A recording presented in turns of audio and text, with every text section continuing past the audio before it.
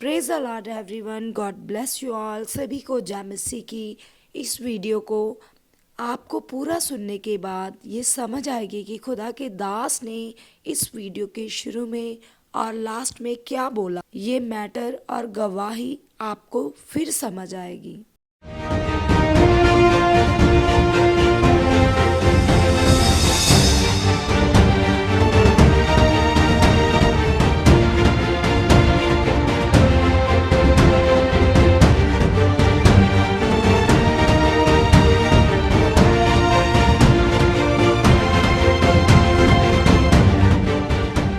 जो ये लांछन लगाते हैं कि हम लोगों का क्या बदलते हैं, धर्म। मुझे वो लोग याद आ रहे थे उस गवाही से। वो नशा छूट गया है। इसको तुम क्या कहते हो? धर्म बदलना कहते हो कि जो पाप के वश में, जो दुष्ट के वश में, वो क्या कहते हैं इसको? धर्म परिवर्तन। कितना फर्क है ना। इस भाई का नाम दिनेश है और ये एमपी के रहने वाले हैं। और ये भाई बताते कि अब इनकी उम्र 27 साल है। मतलब जब ये 6 साल के थे उस समय से ये भाई शराब का नशा करते थे। ये बताते कि 21 साल से लगातार ये शराब का नशा कर रहे, गांजा, बीड़ी और सिगरेट, हर तरह का नशा करते थे। और बताते कि नशा कर कर ये अपने घर वालों से झगड़ा करते थे, अपनी वाइफ और अपने मदर से मारपीट करते थे। और इनके साथ इनके सिस्टर खड़े और साथ ही में वो बहन खड़े, साथ ही में वो सिस्टर खड़े जिनके द्वारा इनको गुड न्यूज़ मिली।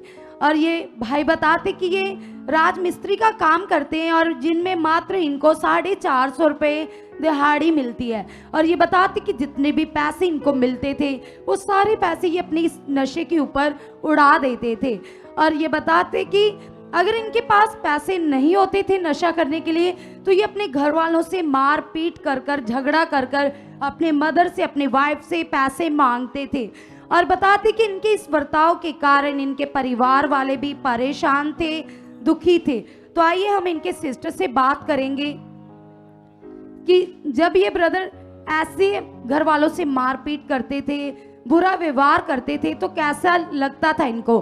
क्योंकि ये बताते कि ये 4 बहनों के इकलौते भाई हैं और इनकी ऐसी हालत को देखकर इनके माता पिता भी लगातार परेशान रहते थे, दुखी रहते थे। तो आप सिस्टर जी हमें बताएं कि जब आपका ये इकलौता भाई लगातार नशे कर रहा था, शराब पीता था, तो उस समय आपके मन के ऊपर क्या बीतती थी, क्या लग रहा था आपको? जय मसीह की पापा जी, जय मसीह की मम्मा जी, जय मसीह की सारी कलेसिया। सिस्टर, हम अपने ससुराल चले गए थे और जब हम ससुराल से आते थे तो हम इसको बहुत समझाते थे, ऐसा मत कर, ऐसा मत कर, ये अच्छा नहीं है, तू ऐसा करेगा तो कैसे की होगा, तू अपनी माँ की एक बेटा है तो ऐसा मत कर। तो ये हमारा भी इज्जत नहीं करता था, न अपने जीजा की भी इज्जत करता था, अपना मनमानी करता था, किसी का कदर नहीं करता था। तो आपको क्या लग रहा था इसको ऐसी हालत में देखकर कि ये कभी चंगा हो सकता है कि नहीं? हम तो हिम्मत हार चुके थे। मतलब हमको कोई वो ही नहीं होता था कि ये हमारा बात कदर करेगा, क्योंकि हम जब भी आते थे इसको यही समझाते थे, लेकिन हमारा कदर ही नहीं करता था। और घर में आपने बताया कि बीबी से, अपनी वाइफ से मारपीट करता था और अपने मदर से भी मारपीट करता था। हाँ, हम फिर हमारे मन में आया कि हम इसकी शादी कर देंगे तो ये सुधर जाएगा, लेकिन शादी करने के बाद भी ये नहीं सुधरा। और जब इसकी बीबी आई तो बहुत मारता था और जो भी कमाई करता था तो पैसा देता था मम्मी को, फिर वही पैसा मांग लेता और बोलता था कि मुझे और पैसा दे, और फिर से मम्मी पैसा देती थी, फिर वही शराब दुनिया भर के लंग झंगों के साथ पड़ जाता था। और जब घर में पी के आता था हमको बहुत गाली देता था, मारता था, और मैं कुछ बोलती थी तो मुझे भी मारने लग जाता था। बोलता तू कौन होती है बीच में वाली, तू देती है, तेरे पति लाके देते हैं, ऐसे में बोलता था। और कलीसिया, आप इस भाई के हालातों को सुन रहे थे कि कैसा इनका जीवन था। ये बताते कि 2 साल से इनका परिवार प्रभु यीशु मसीह में चल रहा है। ये प्रभु यीशु मसीह को जानते और एमपी में अपने लोकल एरिया में चर्च जाते भी थे, लेकिन प्रभु को जानने के बाद भी इनकी लाइफ में कोई हीलिंग, कोई चंगाई नहीं आ रही थी। सामर्थ को ये अपनी लाइफ में नहीं देख पा रहे थे। और फिर जो साथ में बहन खड़ी है संगीता सिस्टर, ये सुखपारानम मिनिस्ट्री के द्वारा पॉजिटिव ज्ञान को लेकर रूहों को बचाने की सेवा करी है, और जो अपोस्टल जी सिखाते उन बातों को सीखकर लगातार लोगों की रूहों को बचा रही है।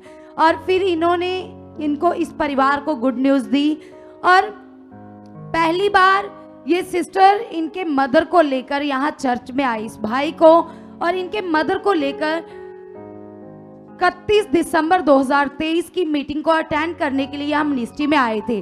तो बताते कि जब मिनिस्ट्री में आए तो उस समय भी ये भाई ऐसे ही हड़बड़ा रहा था और ऐसा बोल रहा था कि मैं घर वापस जाना चाहता था, झगड़ा कर रहा था अपने परिवार के मेंबरों के साथ। लेकिन ये सिस्टर अंगीकार में बनी हुई थी, ये जो सिस्टर इनको लेकर आई थी इनके लिए विश्वास में बनी हुई थी, अंगीकार कर रही थी।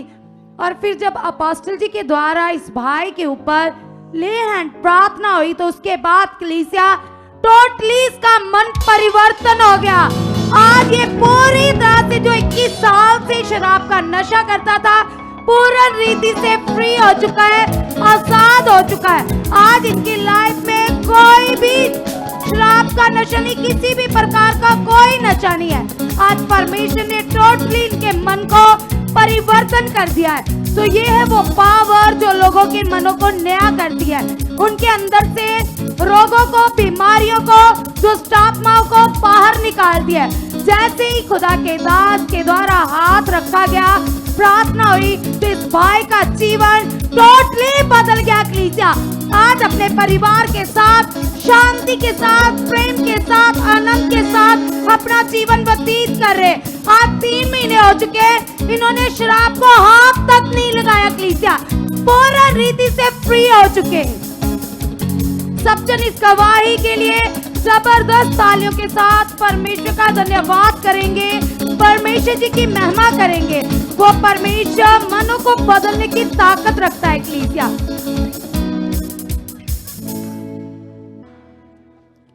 आज ना मैं एक गवाही सुन रहा था, तो वो गवाही थी एमपी से, एमपी मध्य प्रदेश से, एक लड़के की जो नशा करता था, शराब पीता था, है ना, झगड़ा करता था, और 4 बहनों का एक ही भाई था।